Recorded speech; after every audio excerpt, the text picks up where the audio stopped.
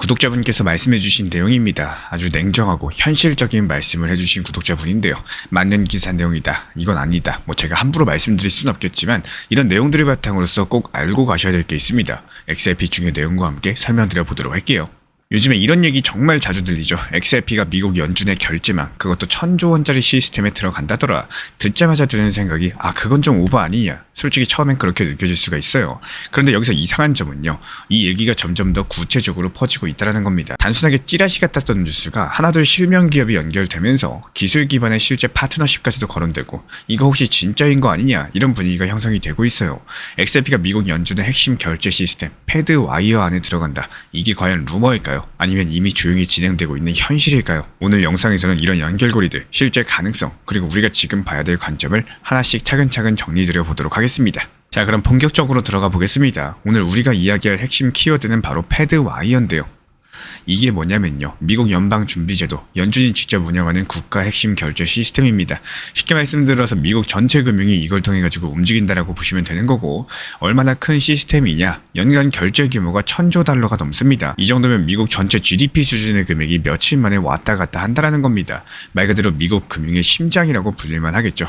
이런 시스템을 통해 가지고 정부 지출, 대형 은행 간의 자금 이체, 증권 거래 정산까지 미국에서 돈이 크고 빠르게 움직이는 거의 모든 거래가 이 패드 와이어를 통과를 합니다. 이런 거대한 시스템에 암호화폐, 그것도 XRP가 통합될 수 있다. 처음 들으면 얼토당토 않아 보이죠. 근데 요즘 커뮤니티에서는 이런 얘기가 심심치 않게 돌고 있습니다. XRP가 패드 와이어 시스템에 통합될 가능성이 있다라는. 그런데 이게 그냥 루머 수준에서 끝나는 게 아니라 실제로 하나둘씩 조금 이상한 퍼즐 조각들이 맞아떨어지고 있다는 거고, 그래서 오늘 이걸 한번 구조적으로 뜯어보자는 거예요. 단순하게 XRP가 간다, 이런 얘기가 아니라 왜 이런 얘기가 나오는지, 기술적으로 가능한 건지, 그리고 현실적으로는 어떤 벽이 있는지, 이런 흐름들에 대해서 차근차근 같이 짚어보겠습니다. 그럼 이제 핵심으로 들어가 보겠습니다. 도대체 왜 XRP가 미국 연준의 결제망인 패드 와이어랑 연결될 수 있다고 말이 나오는 걸까요? 그 이유는 크게 두 가지가 있는데요. 기술적인 기반이 이미 깔려있고 실제 파트너십 구조 자체가 명확하기 때문입니다. 먼저 기술적인 부분부터 볼게요. 리플 레저는 상당히 빠릅니다. 거래 처리 속도가 초당 1500건 이상이고요. 수수료는 거의 0.001달러 수준이고, 게다가 원래부터 국제송금에 특화된 구조로서 설계된 블록체인입니다. 단순하게 코인 가격 차트만 보는 사람들은 잘 모르는 XRP의 핵심인 거고, 이런 리플 레저가 패드 와이어랑 똑같은 메시징 표준인 ISO 20022를 채택을 하고 있다는 사실, 이게 정말 중요하고요. 왜냐하면 결제 시스템끼리 가장 큰 허들은 메시지 포맷이 서로 달라가지고 정보가 엉키는 경우인데요. ISO 20022를 같이 쓰고 있다는 거는 기술적으로는 서로 연결될 준비가 끝난 상태라는 뜻입니다. 이쯤 되면은 이론상 되는 거지 현실은 다르잖아, 이렇게 생각하실 수 있어요. 근데 여기서 진짜 중요한 게 하나 더 있습니다. 바로 실제 파트너십 구조예요. 패드와이어 시스템을 기술적으로 지원하는 민간 기업 중에 볼란테라는 곳이 있습니다. 이 회사 같은 경우는 연준 결제망 구축을 돕는 회사인데요. 2015년부터 리플과 협력해가지고 XRP 기반 결제 솔루션을 개발을 해왔고, 그리고 또 한 가지, 피나스트라 같은 경우는 글로벌 금융기관 수천 곳에 결제 솔루션을 공급을 하고 있는 상황인데, 역시 리플과 손을 잡고 리플 넷 통합 솔루션을 제공을 하고 있습니다. 지금도 200개가 넘는 은행들이 피나스트라를 통해 가지고 리플넷에 연결되고 있는 상황이고요. 이런 것들이 결국엔 어떤 그림이 나오냐, 연준의 핵심 결제망은 볼란테랑 피나스트라 같은 민간 기업들이 기술적으로 운영을 돕고 있고, 이런 기업들이 이미 리플과 연결되어 있다는 겁니다. 쉽게 말씀드려서 XRP는 아직 연준이 공식적으로 채택한 건 아니겠지만 이미 그 시스템을 구성하는 생태계 안에 간접적으로 들어와 있다는 거죠. 이걸 보고 커뮤니티에서는 XRP가 조용하게 패드와이어 안으로 들어가고 있다, 이런 얘기를 하고 있는 겁니다. 결국에 XRP가 직접 연준이 채택한 코인이 되진 않더라도요, 그 기술과 네트워크는 이미 미국 금융 시스템의 심장 가까이 접근하고 있는 상황이라는 겁니다. 여기까지만 들으시면은 이거 기술도 되고 파트너십도 있고 왜 연준은 XRP를 안 쓰는 거죠? 이런 생각이 드실 수가 있어요. 사실 이게 바로 오늘 이야기의 핵심인데요. 가능성은 충분한데도 아직까지도 채택이 안 된 이유, 바로 현실의 장벽 때문입니다. 가장 큰 이유는 딱 하나예요. XRP가 민간 암호화폐라는 점 때문인데요. 연준 입장에서 생각을 해보면요, 자신들이 직접 통제할 수 없는 민간 자산을 국가의 핵심 결제망에 넣는다? 이건 정말 쉽지 않은 결정일 수밖에 없겠죠. XRP 같은 경우는 변동성도 크죠. 가격이 오르락 내리락하는 자산을 기반으로 정부 지출이나 은행 간의 정산을 처리한다. 그건 통화 정책 자체를 흔들 수 있는 문제로 이어질 수가 있기 때문에, 그래서 지금 연준은 XRP 같은 외부 암호화폐보다는 자체 시스템 개발에 훨씬 더 집중을 하고 있는 거고, 대표적인 게 바로 패드나우입니다. 이건 연준이 직접 만든 실시간 결제 시스템인데요. 블록체인은 아니지만 디지털 결제를 빠르게 처리할 수 있도록 설계가 되어 있고, 여기에 대해서 CBDC 연구도 계속되고 있죠. 즉 연준은 지금 외부 기술을 끌어들이는 것보다 자체 시스템을 만들어가지고 통제권을 유지하는 쪽을 선택을 하고 있다는 겁니다. 그리고 또 하나의 중요한 벽이 바로 규제 리스크입니다.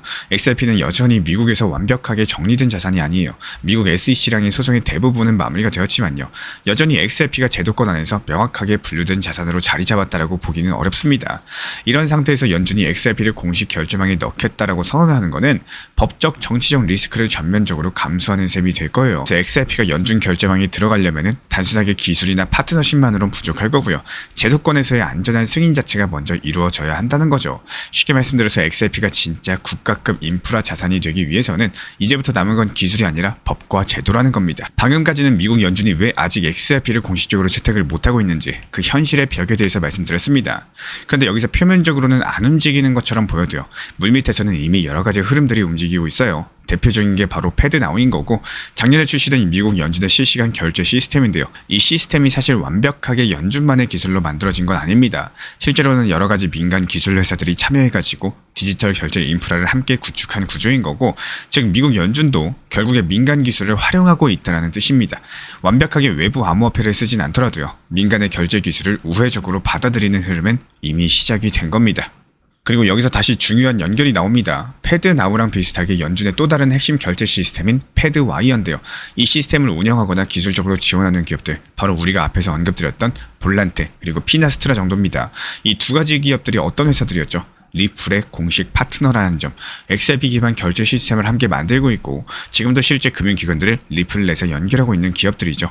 그러니까 지금 구조를 다시 정리해보면 이렇습니다. 미국 연준은 아직까지 XRP를 직접적으로 채택하진 않았어요. 하지만 XRP를 기반으로 하는 기술을 보유한 기업들이 이미 미국 연준의 결제 시스템 내부에 깊숙하게 들어가 있다는 사실, 이건 절대 무시할 수가 없는 흐름인 거고 은행들도 마찬가지입니다. 이제는 느리고 복잡한 스위프트 시스템보다는요 빠르고 효율적인 결제망을 원하고 있어요. 그래서 현실적으로는 연준이 채택을 하지 않아도 민간 은행들이 먼저 XRP 기반의 결제 시스템을 도입할 수 있는 구조 자체가 만들어지고 있는 겁니다. 결국에 이런 흐름들이 쌓이면요 어느 순간부터 연준도 더 이상 무시할 수 없게 되는 시점이 옵니다. 기술이 아니라 현실이 먼저 움직이고 있는 상황인 거죠. 그렇다면 이쯤에서 정리해볼 필요가 있겠습니다. 이번 영상이 단순히 XRP가 좋다, 호재다 이런 단순한 얘기를 하는 게 아니라 우리가 진짜 봐야 되는 거는 지금 가격이 아니라 구조적인 변화가 어디로 가고 있는지인 거고 XRP는 지금 몇백 원 오르고 내리고 중요한 게 아니에요. ETF 편입 움직임, CBDC 인프라 연결, 그리고 오늘 주제였던 패드와이어 시스템과의 기술적인 연동 가능성까지도 이런 흐름들을 하나로 묶어보면요 딱 하나의 그림이 나옵니다. 리플 XRP는요 금융의 백엔드 인프라 자산이 되고 있는 상황이라는 거죠. 이 말이 무슨 뜻이냐? 예전에는 XRP를 그냥 송금용 코인, 시세 펌핑용으로만 보는 시선이 많았어요. 근데 지금은 그 수준을 넘어가지고 기존 금융 시스템이 XRP를 뒤에서 움직이는 기술로 활용을 하기 시작했다는 뜻입니다. 쉽게 말씀드려서 겉으로는 보이지 않지만 시스템 안에서 돌아가는 엔진 같은 존재가 돼가고 있다는 거고 단기적인 시세로만 해석을 하시면은 계속 조급해질 수밖에 없어요. 하지만 이런 구조를 이해하고 나면은 지금의 조정도 속도의 차이도 전혀 다르게 보이기 시작을 할 겁니다. 결국에 XRP는 지금 당장 얼마나 오를까 이런 것들이 아니라요 어디에 자리를 잡고 있느냐 이게 더 중요한 자산인 거고 ETF는 결국에 제도권 안으로 들어가는 입장권이고요. CBDC는 정부가 만드는 디지털 화폐지만 그 결제 경로에는 민간 인프라가 필요하죠. 그리고 패드와이어는 미국 금융 시스템의 대동맥인데요. 여기에도 XRP가 기술적으로 연결될 수 있는 조건들이 하나 둘 맞춰지고 있는 상황입니다. 이런 모든 조각들을 종합을 해봤을 때 지금 XRP가 맡고 있는 역할, 그 무게 자체가 다르다는 걸 알 수가 있어요. 그래서 우리는 단기 펌핑이 아니라 중장기적인 포지셔닝, 구조적인 흐름을 먼저 읽을 줄 아셔야 됩니다. 이게 바로 지금 XRP 투자자가 가장 먼저 가져야 될 관점이에요. 오늘 이야기의 진짜 핵심은 이겁니다. XRP가 정말로 연준의 결제망을 삼킬 수 있을까? 결론부터 말씀드리자면 기술적으로는 충분히 가능합니다. 그리고 그 구조적으로 이미 그 안으로 진입 중에 있기 때문에 다만 제도적으로 아직까지는 갈 길이 조금 더 남아있는 상태다라는 거고 근데 여기서 중요한 건요. 이미 시스템은 조용히 움직이고 있고 그 연결고리들이 하나하나 실체를 갖추고 있다는 점입니다. 볼란테, 피나스트라 이런 업체를 통해 가지고 XRP는 미국 금융 시스템 가장 안쪽까지 연결이 되고 있고 그리고 이건 단순한 커뮤니티 기대감이 아니라 실제 파트너십과 기술 표준 그리고 시장 흐름들이 만들어내고 있는 변화인 겁니다. 우리는 자꾸 지금 XRP 얼마냐, 언제 펌핑 올까 이런 데만 집중을 하게 되죠. 근데 진짜 중요한 건 그게 아니라 XRP가 지금 어떤 역할을 맡고 있느냐라는 사실. 단기 가격은 시장 심리에 따라 흔들릴 수는 있어요. 하지만 역할이 바뀌고 포지션이 달라지면은 그건 시간이 지나면 반드시 가격으로 반영이 됩니다. 지금 이런 흐름들 기술과 정책, 제도, 파트너십, 표준화 전부 합쳐가지고 XRP는 단순한 송금용 코인을 넘어서 금융 백엔드 인프라 자산으로서 진화하고 있다는 점, 이거를 놓치시면 안 될 겁니다. 다음으로 최근 XRP 온체인 지표랑 관련해가지고 가장 눈에 띄는 거는 활성 주소 숫자입니다. 지난 5일 동안 XRP 활성 주소 수가 110만 개를 넘기면서 급증을 했고요. 단기적으로 시장에 뭔가 기대감을 가진 참여자들이 몰려들었다, 이런 시도로 볼 수가 있겠죠. 새로 유입된 개인 투자자일 수도 있는 거고 구조적인 거래를 준비하는 세력적일 수도 있겠습니다. 하지만 재미있는 거는 반대로 트랜잭션 숫자, 실제 거래 건수는 오히려 줄어들었다는 점인데요.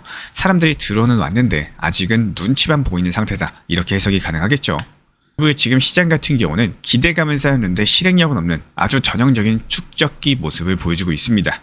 그렇다면 여기서부터 진짜 중요한 부분이에요. 이런 흐름에서 가장 먼저 움직이는 거는 개인이 아니라 고래인 거고, 90일 기준으로 고래 자금 흐름은 이미 5월 초부터 양전환됐습니다. 이 말인즉슨 2달간 큰 손들은 조용히 XRP를 사들이고 있다는 뜻인 거고, 특히 100만 개 이상을 보유한 초대형 지갑 숫자는 역대 최고치를 기록 중에 있는데요.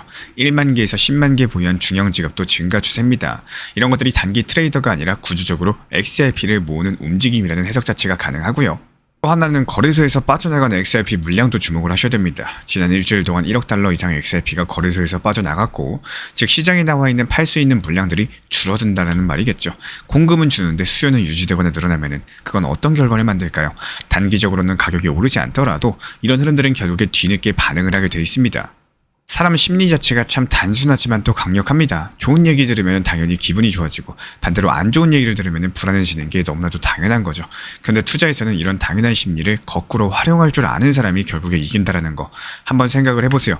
뉴스, 기사, 유튜브, 영상마다 비트코인 더 오른다, 가상자산 붐이다, 어디까지 올라갈까, 이런 긍정적인 이야기들로 도배되기 시작할 때가 언제인지, 바로 그 시점이 고점에 가까운 구간일 가능성이 높기 때문에 조금 더 풀어서 말씀드리자면요. 이미 매수할 사람들은 다 들어왔고 이제는 더 이상 끌어올릴 힘 자체가 약해지는 시점이라는 뜻입니다. 그래서 이런 타이밍에 갑작스럽게 단기 하락이 찾아오면은 사람들이 패닉에 빠지기 시작을 하겠죠. 조금만 떨어져도 손절하는 사람이 급증할 거고, 그게 쏟아지듯 이어지면은 시장은 순식간에 무너져 내릴 수가 있다는 겁니다. 그러면 반대는 어떨까요? 비트코인 망했다, 코인 시장 끝났다, XRP 다시 1000원 간다, 아니 이제 500원 간다, 이런 부정적인 말들이 커뮤니티에 넘쳐나고 유튜브 댓글도 분위기가 완벽하게 어두워지고 심지어 뉴스까지도 비관적인 이야기만 나올 때는 어떤 시점일까요? 오히려 그게 바로 저점에 가까운 구간일 수가 있다는 겁니다. 왜냐하면 이미 손절할 사람들은 다 나갔고요. 남아있는 사람들조차 지쳐버린 상황이기 때문이겠죠. 심지어 어떤 분들은 차라리 더 떨어졌으면 이렇게 하고 바라기도 하겠죠. 이유가 뭐냐? 본인이 손절을 했기 때문입니다. 마음속으로라도 시장이 더 빠지길 바라게 되는 거예요. 이게 바로 심리의 역설인데요. 누구나 공감은 하겠지만 실전에서 활용하는 사람은 거의 없습니다. 그래서 반드시 기억을 해주셨으면 좋겠어요. 아무리 좋은 기법이 있어도, 아무리 차트를 잘 봐도 결국은 투자 심리를 이기지 못하면은 다 무너진다라는 거. 심리 이거 하나만 제대로 알아도 수익률은 물론이고 내 멘탈까지도 지킬 수가 있습니다. 꼭 이런 흐름들 잘 활용해 보시길 바라겠습니다. 지금은 공포의 시기인가요? 그렇다면 오히려 기회가 될 수가 있을 겁니다. 리플 XRP 투자에 있어서 이제는 투트랙 전략이 반드시 필요해지고 있습니다. 무턱대고 몰빵하거나 반대로 또 손 놓고 기다리는 시대는 끝났어요. 첫 번째 트랙은 매달 분할 매수하시면서 시장이 빠지든 말든 일정 비중으로서 리플을 꾸준히 모아 나가시는 겁니다. 이거는 시간과 리스크를 분산할 수 있는 가장 효율적인 전략인 거고, 그리고 두 번째 트랙은 남은 현금 비중으로 알트코인 단타로서 굴려나갑니다. 수익이 나면은 그거를 다시 리플에 재투자하시면 되는 거고, 이게 바로 수익을 만드는 순환 매수 전략이 되실 거예요. 그런데 여기서 중요한 거는 단타 하실 때 조심하셔야 되는 거예요. 단타 매매 중독되면 끝장입니다. 이 매매 중독을 절대 조심하셔야 되는 거고, 예를 들어 가지고 시장이 과열인데도 지금 아니면 기회가 없다, 이런 조급한 생각에 RSI 지표가 이미 고점인데도 불안해서 또 들어가고 결국에 수익은커녕 손실만 쌓이게 되실 겁니다. 그래서 저희 채널 차원에서는 한 가지 원칙이 있습니다. 확률이 높은 날만 진입을 하세요. 그리고 시장 전체가 과매도 구간일 때, 비트코인 기준 RSI가 바닥을 찍을 때, 그때 알트코인 중에서 최근 거래량이 급등한 종목이 과매도의 경우 MACD, 볼린저 밴드, 이동평균선과 일목균형표 참고해서 신중하게 매수 진입 타점 들어갑니다. 그리고 그 외에는 아예 매매를 쉬는 날도 반드시 있어야지 진짜 단타인 거고, 그렇다면 이걸 어떻게 구별할 수 있는지 궁금하실 거예요. 여기서 챗 GPT가 등장을 합니다. 저희는 챗 GPT를 단순한 도구로 쓰지 않습니다. GPT한테 오늘 확률 높은 진입 타이밍이냐 이렇게 물어볼 수 있게 맞춤 프롬프트를 사용을 하는데요.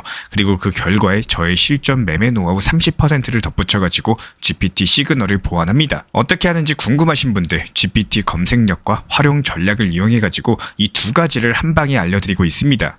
현재 보이시는 번호로서 리플 단타라고 문자 남겨주세요. 지금 이 영상 보신 분들에게만 오픈합니다. 그냥 GPT 쓰는 법이 아니라 투자로 연결되는 GPT 사용법 지금 바로 알려드리도록 하겠습니다. 제가 안내해드리고 있는 코인 신사 채널 멤버십 전용방에 대해서 짧게 설명드려 보도록 하겠습니다. 리플, 암호화폐 시장에 대한 중요한 이슈, 그리고 브리핑이나 시장의 흐름에 대한 전문적인 분석 내용 설명과 함께 차트상의 기술적 분석, 온체인 지표와 투자 심리에 대한 내용들을 같이 안내 도움드리고 있고, 가장 중요한 투자 심리를 컨트롤하기 위해서 포트폴리오의 구성에 대한 노하우, 투자 심리 컨트롤에 대한 내용도 같이 안내드리고 있습니다. 코인 신사 스터디 멤버십 가입하신 분들께서는 아래 번호 혹은 신청 링크 통해서 남겨주시면 제가 연락드리고 있고, 안내 설명과 함께 신사 채널 리플 전용 멤버십 방에도 입장 안내 설명드리고 있습니다.